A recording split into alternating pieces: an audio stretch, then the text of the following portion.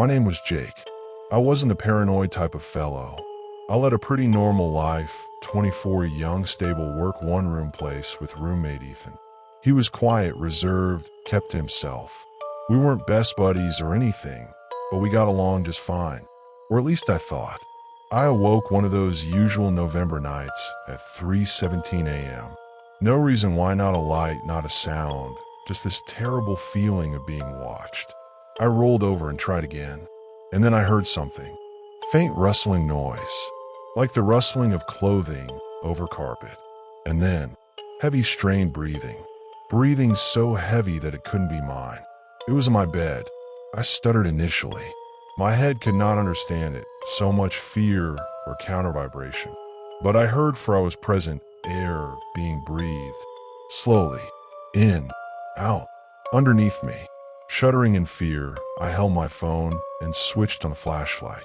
My heart was beating so hard I was unable to focus. I crawled across the bed with awareness and shone the light downwards. It is there that I observed Ethan.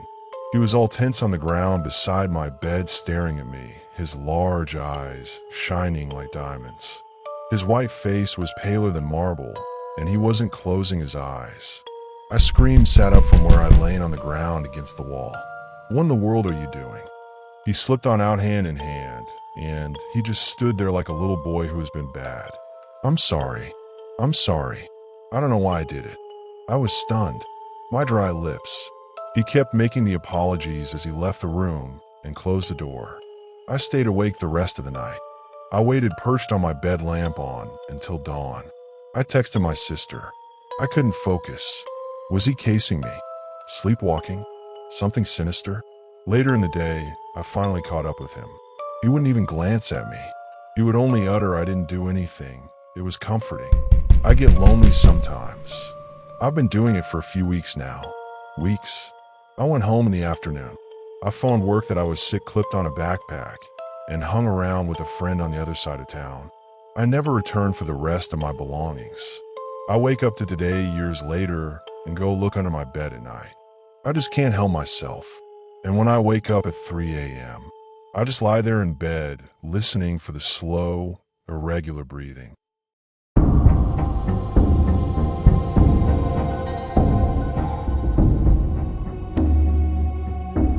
I was Andrew. I came to appreciate nature. Hiking, camping, night walks. I did not fear the dark. I adored loneliness, especially around the pond that was my home. That late August night started just the same. I was wearing my hoodie, went out at 11:30 at night, and walked down to the pond. There was nothing but the stillness of the kind that rings in your ear.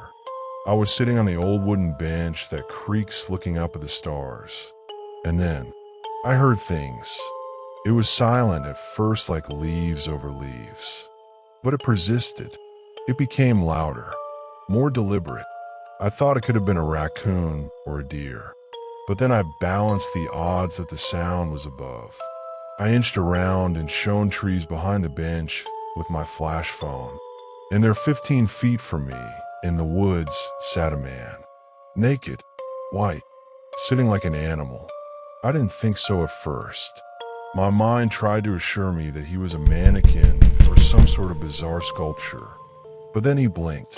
I did not move. He was looking at me. No answer. No quiver. Just sitting up, arms around his knees, looking. His face as white as pale light. Never figured out how to make noise. Never even twitched. Just stared. And then it seemed out of nowhere he jerked. He leapt from the tree onto grass. I ran. I didn't think, I just ran, toes out on stalks and rock hard thumping in my chest. I just kept going until I was home, doors shut, lights on. I didn't sleep. I didn't say anything to anyone for 2 days. I figured they were going to say I dreamed it. I did report it though. Looked for nothing, canvassed the police. No fingerprints. No indication that anyone had ever even pulled out there. But occasionally I'm told there's someone else who has seen a figure by that very same pond at night. Always in the trees. Always out of sight. I've never returned.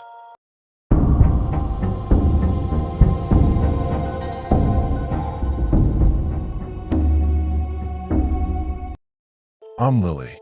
My family and I had recently moved into a new home on the outskirts of the city when I was 12 years old. It was pleasant and quiet, kind of old-fashioned, but homey. I was squeezed into the tiniest bedroom, but I didn't mind, it was mine. The first night was strange. I was in bed and I swear as I heard something subtle scratching, like someone ran a nail back and forth on wood. I figured it was the wind. I woke up the next morning and there were tiny vertical scratch marks on the outside of my bedroom door. My parents tried to rationalize that it was the movers. I knew they were lying. But the next evening after, scratching was again there. Louder, closer, 30 seconds length, then nothing. I was frightened the third night. I huddled beneath the covers, racing heart, wide eyes. The scratching again, slow and scraping. Always at 2:30 a.m.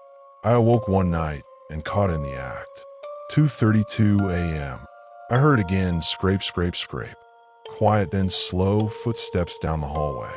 My bedroom door opened with a creak. I turned off my lamp and peered through the crack. A shadow flicked past, and then I saw it. Something tall with long arms and bony fingers scratching its hand on every door that it passed. Its fingers scratched the wood one, then the next. It paused in front of my door. Silence. And the scratching came back, right before my eyes. I took a deep breath. I didn't scream. I just sat there like that for over an hour, frozen in terror. The noise finally stopped. I stayed awake that night. The next night, my mother finally believed I was telling the truth when she saw new scratch marks the next morning, thick and notched. We installed another hallway camera. It caught nothing. We did too have to relocate a week later. We convinced ourselves it was the house settling.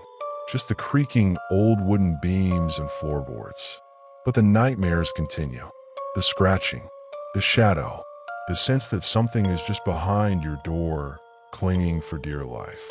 I sleep with lights now, always.